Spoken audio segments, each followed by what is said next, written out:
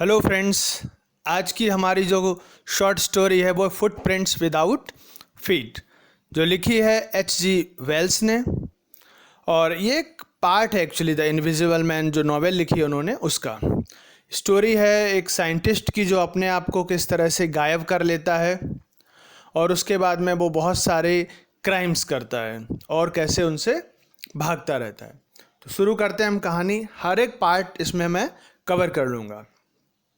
सबसे पहले कैरेक्टर, तो सबसे पहला कैरेक्टर है ग्रिफिन, जो एक एसेंट्रिक साइंटिस्ट है, मतलब सन की साइंटिस्ट है, जो अपने आप को मतलब एक ड्रग एडिक्ट डिस्कवर करता है जिसके थ्रू वो इनविजिबल हो जाता है, मतलब ट्रांसपेरेंट हो जाता है। और उसके बाद में उसको बिल्कुल भी हेजिटेशन नहीं होती है किसी भी तरह के क्राइम को करने के लिए। सेकंड है मिसेस हॉल, ये इपिंग विलेज में जो इन है उसकी ऑनर है। ये बहुत ही वैसे तो रिजोल्यूट लेडी हैं लेकिन सुपरस्टिशियस भी हैं। ग्रिफिन इनके ही इन में आके रुकता है। और मिस्टर जैफर, ये ड्यूटीफुल पुलिसमैन है, जो वहाँ इपिंग विलेज में जब ग्रिफिन को पकड़ने आते हैं पर फेल हो जाते हैं क्योंकि वो इनको धक्का मार के मार के मतलब अनकॉन्शियस कर देता है। अब हम शुरू करते हैं हमारी कहानी स्टार्टिंग से। दो लड़के होते हैं स्ट्रीट, लंदन की स्ट्रीट में, और वो सरप्राइज हो जाते हैं जब वो देखते हैं फ्रेश मड में फुटप्रिंट्स, सिर्फ फुटप्रिंट्स दिखाई देते हैं, कोई भी पर्सन दिखाई नहीं देता। तो ये देख के वो एस्टोनिश हो जाते हैं, शॉक रह जाते हैं कि ऐसा कैसे हो सकता है। और उसके बाद में फुटप्रिंट्स डिसअपियर हो जाते हैं। हालांकि ये जो फुटप्रिंट्स थे वो ट्राई करते हैं लड़के फॉलो करने का, लेकिन अचानक ही वो गायब हो जाते हैं। ये फुटप्रिंट्स होते हैं ग्रिफिन के, जो एक साइंटिस्ट है और अपने आप को उसने इनविजिबल कर लिया है। अगर वो क्लोथ्स नहीं पहनेगा तो वो इनविजिबल रहेगा। तो यहाँ पर यही होता है, वो गायब हो जाता है। और वो गायब क्यों होता है? क्योंकि वो एक लॉलेस पर्सन है, वो क्राइम करता है और क्रिमिनल माइंड होने की वजह से वो किसी भी तरह की चीज़ों को वो अपने सिर्फ प्लेजर के सोचता है। जैसे वो अपने लैंडलॉर्ड का घर जो है उससे रिवेंज लेने के लिए जला देता है। बात सिर्फ इतनी थी कि उसका लैंडलॉर्ड है उससे नफरत करता था और उसको एविक्ट करने, बाहर निकालने, मतलब घर छोड़ने की बात कही थी उससे। इन सब चीज़ों से बचने के लिए वो एक तो घर में आग लगाता है और अपने सभी कपड़े रिमूव कर देता है और इनविजिबल हो जाता है। हालांकि अब जो टाइम है वो मिड विंटर का है और वो होमलेस हो चुका है, विदाउट क्लोथ्स है, विदाउट मनी है। तो बहुत डिफ़िकल्ट है लंदन में विंटर में बिना क्लोथ्स के सरवाइव कर पाना। तो वो अब इधर उधर भागता है जिससे कहीं भी कोई ऐसी जगह ढूंढ सके जहाँ पे वो सेफली रह सके। फिर बच्चों से, वो दोनों लड़कों से तो वो बच निकलता है एस्केप होने में।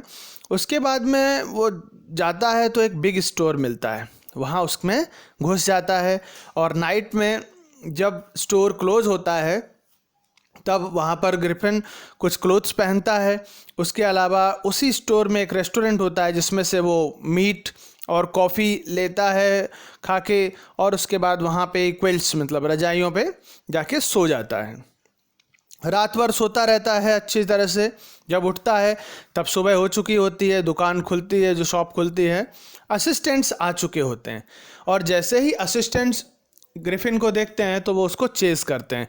उनसे बचने के लिए ग्रिफिन फिर से भागता है और अपने क्लोथ्स रिमूव कर देता है जिससे वो गायब हो सके।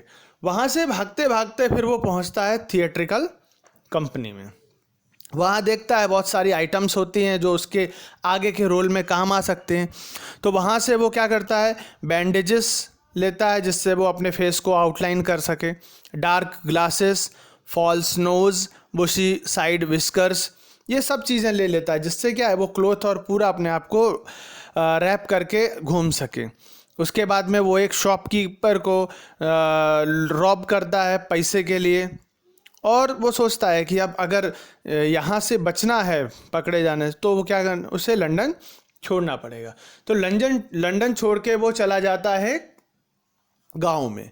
इपिंग विलेज होता है वहाँ पर वो जाके 2 रूम, एक इन में 2 रूम को बुक करता है और उसकी ऑनर होती हैं मिसेस हॉल।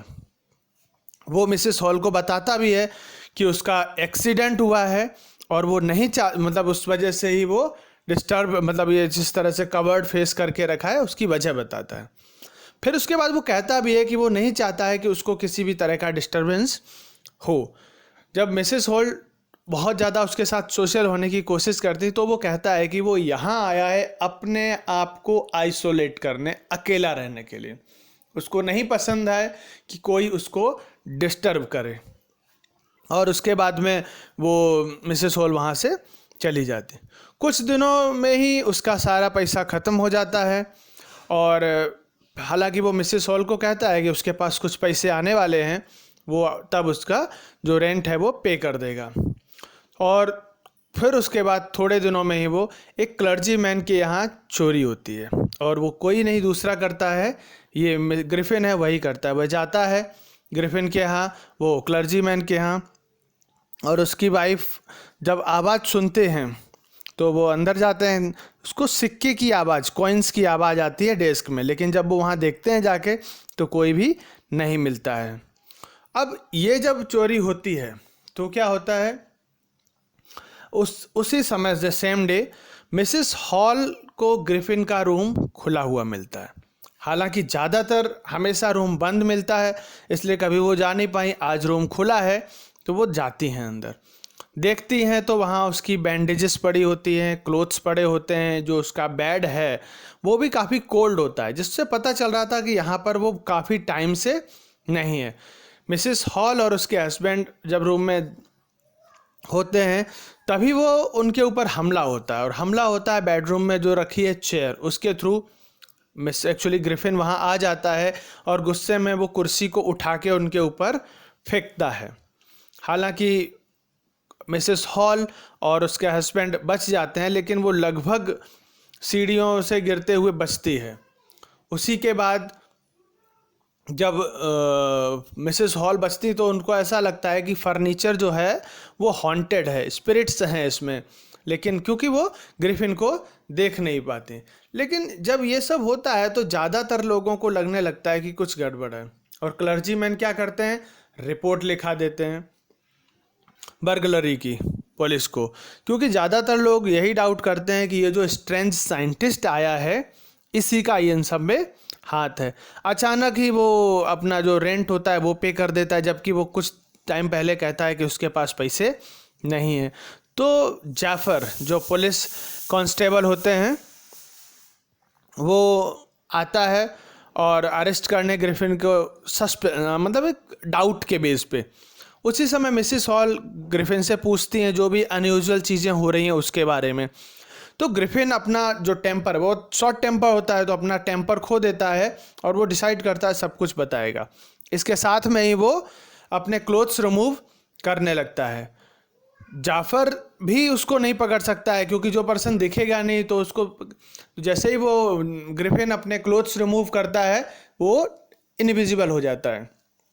और उसके बाद में वो एक नॉक करता है जाफर को, जिससे जाफर अनकॉन्शियस हो जाते हैं और वो गायब हो जाता है, जिससे वो फिर से अब दूसरी जगह भागने की प्लानिंग करे, क्योंकि उसको अब वहाँ पर रह पाना मुश्किल था। तो ग्रिफिन फिर से भाग जाता है।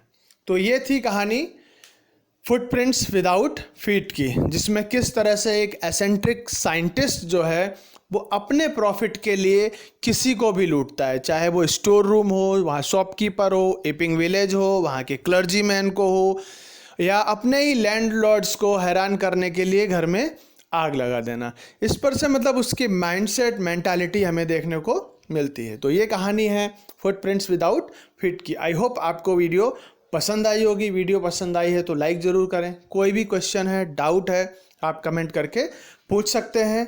Thanks for watching this video. Channel को सब्सक्राइब भी ज़रूर करें। Thank you so much.